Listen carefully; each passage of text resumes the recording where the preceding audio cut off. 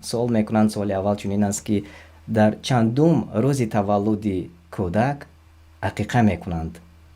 جواب بر این سوال موافق حدیث پیامبر صلی الله علیه و سلم در 7 روزگی کودک عقیقه میکنند.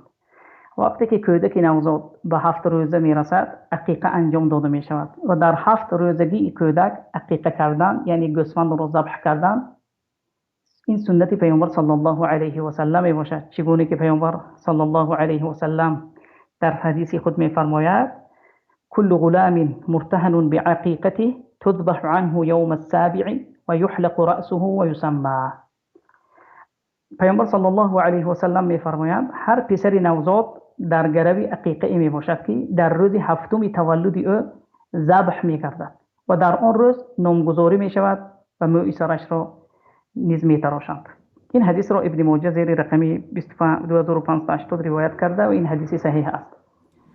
در مورد موی سر تراشیدن، در این مورد نیز بسیار سوالها می شود. میگویند که موی سر کودک را بعد از تولد شدن می تراشند و به مقدار همان موی سر طلا را صدقه می کنند و تا چه اندازه همین درست است و چی دلیل ها دارد؟ در روز 7 روزگی تقریبا 5 عمل رو اجرا کرده می شود. از جمله این عمل ها یکمش ختنه کرده می شود، دومش مویش را تراشته می شود، سومش نامگذاری کرده می شود، چهارمش عقیقه کرده می شود. و از جمله اول نیز مقدار مویی که از سر فرزند تراشته می شود همون مقدار را به ترازو برکشیده موافق وزن همون موی نقره صدقه کرده می شود. چگونه ای که در حدیث فاطمه رضی الله عنها ثابت شده است.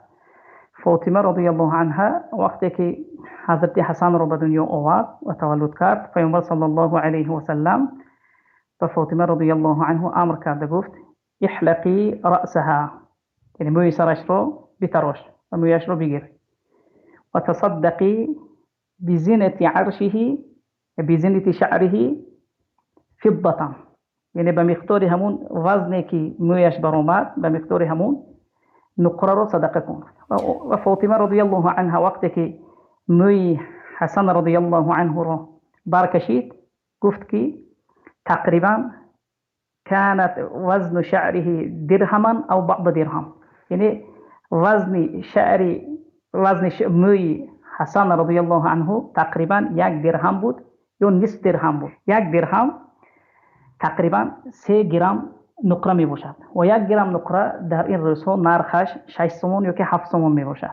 و اگر به این حدیث نگاه کنیم فاطمه رضی الله عنها در مقابل موی حسن رضی الله عنه تقریبا 20 سومون یا کمتر از 20 سومون زیادتر صدقه کرده در برای مسکین ها، برای کمبغلان و کمبزواتان. و در آخر حدیث گفت او نصف درهمین یا نصف درهم بود. نصف درهم باشد تقریبا 14 سومون به پول حاضر زمان ما صدقه کردگی است. امروز وقتی که خواهیم که همین حدیث رو تطبیق کنیم تخمینا و تقریبا همین از 20 سومون آغاز نموده و شروع نموده تا 50 سومون یا 40 سومون در راه الله به کمبزواتان و به کمبغلان صدقه میکنیم.